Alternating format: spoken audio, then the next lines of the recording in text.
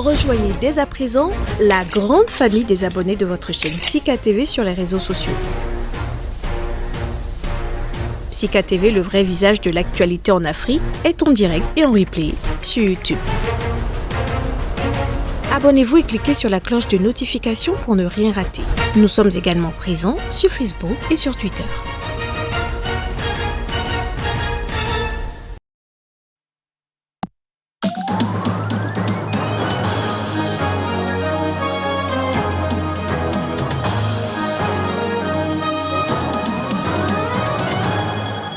Début des vaccinations contre Ebola en Côte d'Ivoire, le personnel de santé reçoit les premières doses après la découverte d'un cas la semaine dernière à Abidjan.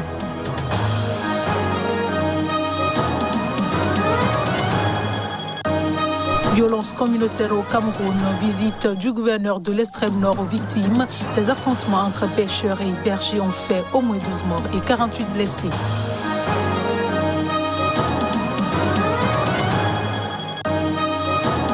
Et puis rapatriement de plus de 300 ressortissants turcs d'Afghanistan en dépit du chaos qui règne à l'aéroport de Kaboul.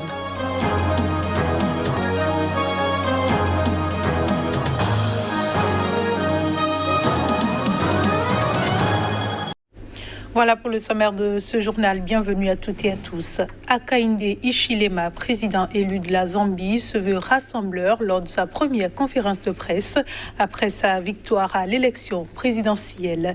Il a dénoncé un régime brutal de son prédécesseur et promis la démocratie. Se présentant pour la 6e fois à la présidentielle, Hichilema a salué un moment historique que de millions de Zambiens attendaient. Je vous propose à suivre un extrait de son discours à la conférence de presse. Zambia therefore has prevailed. C'est la Zambie qui l'a emporté. Cette victoire n'est pas seulement celle de Hakainde Hichilema Dibali. Cette victoire est celle de tous les hommes et les femmes de Zambie, et en particulier celle de la jeunesse. Especially the youth. We are victims of violence. We are victims of demonization. Nous avons été victimes de violences, de diabolisation, de calomnie.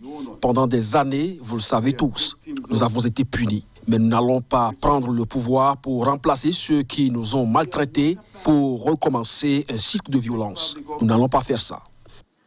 Replace those that have been very violent against our people, and only to start a new wave of violence. We're not about to be that. Je veux vous remercier, M. Edgar Lungu, de votre message, d'avoir reconnu votre défaite et d'avoir indiqué que vous alliez soutenir une transition sans accroc.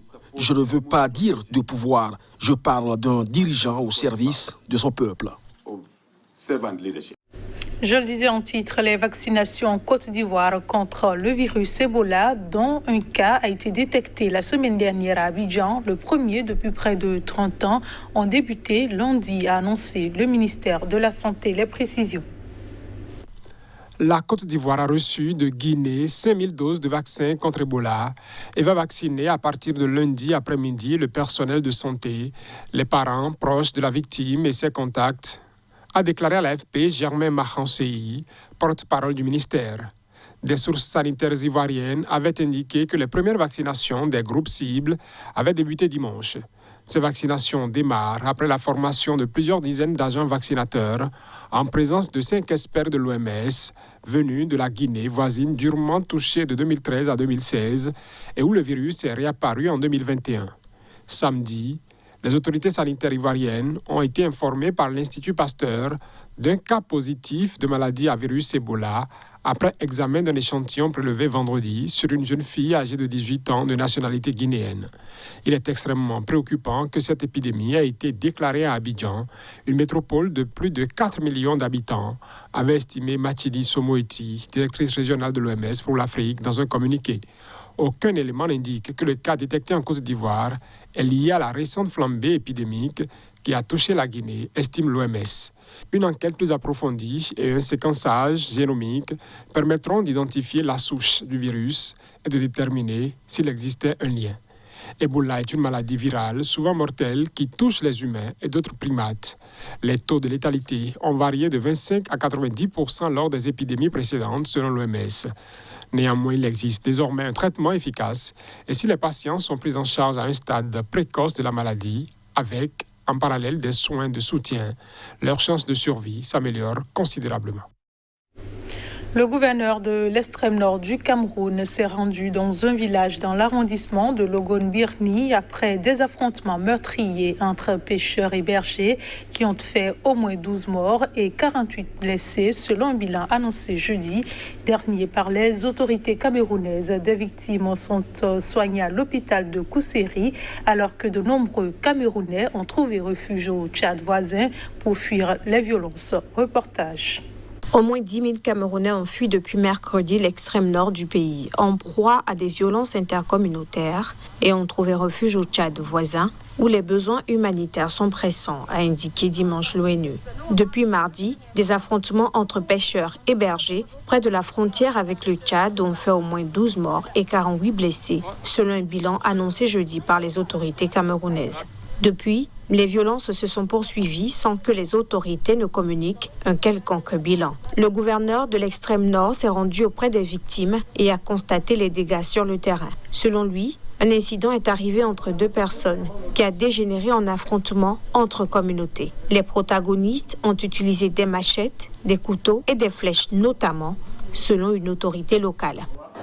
Nous avons tenu des réunions avec tous les parties prenantes pour arrêter, recenser les griefs de part et d'autre et régler ce qui peut l'être et puis référer à la hiérarchie ce qui est au-delà de notre entendement. Nous avons des centaines de déplacés internes. Nous savons ce qu'ils endurent parce que avec les années passées auprès de Boko Haram, avec les réfugiés, les repentis et les déplacés, nous savons ce qu'endurent les déplacés. Les affrontements sanglants entre communautés sont relativement rares au Cameroun, mais fréquents dans les pays voisins, comme au Tchad.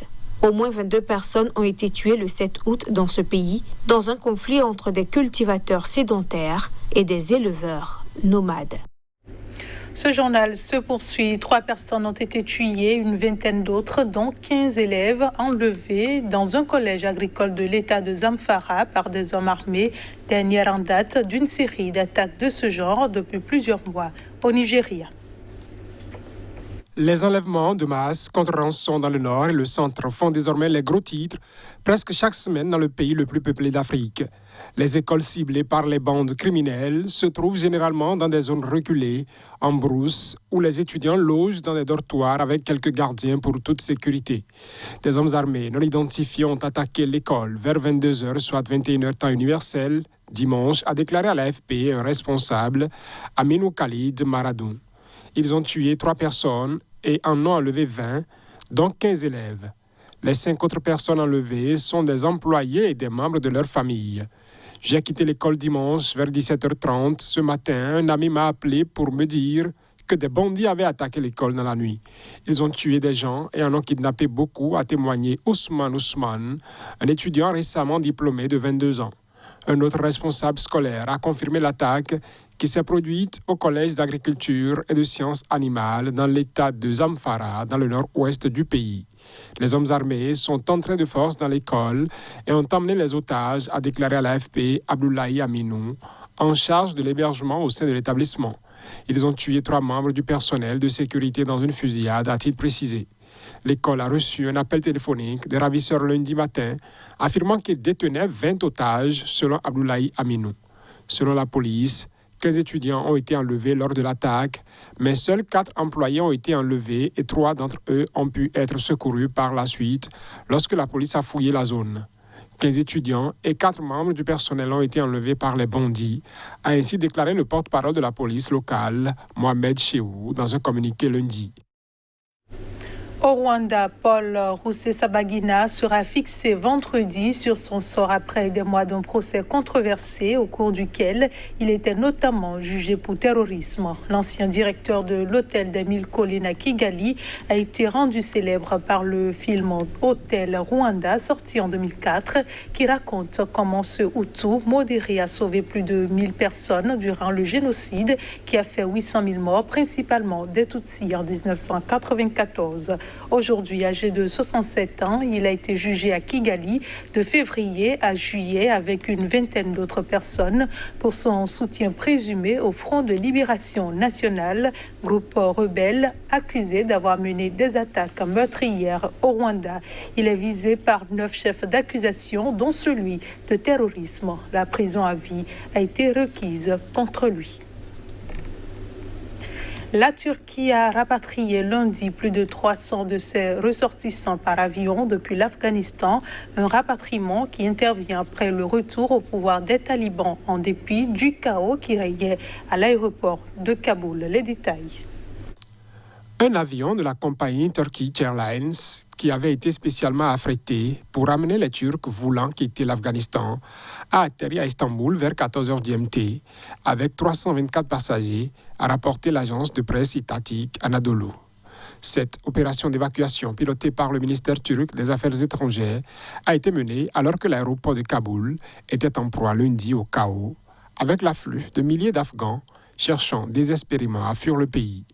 Des vidéos diffusées sur les réseaux sociaux montraient par exemple des centaines de personnes courant près d'un avion de transport militaire américain, manœuvrant pour décoller, certaines essayant de s'accrocher à ses flancs ou à ses roues. Le mouvement islamiste des talibans s'est emparé de Kaboul au terme d'une offensive éclair qui a vu le pouvoir afghan s'effondrer comme un château de cartes après le retrait des troupes américaines décidé par le président des États-Unis Joe Biden. La Turquie, qui dispose de quelques centaines de soldats en Afghanistan, est un acteur influent dans ce pays. Ankara a indiqué dimanche que son ambassade à Kaboul resterait ouverte jusqu'à nouvel ordre. Fin de ce journal. Merci de nous avoir reçus. Restez avec nous. L'info revient dans un instant sur CICA TV.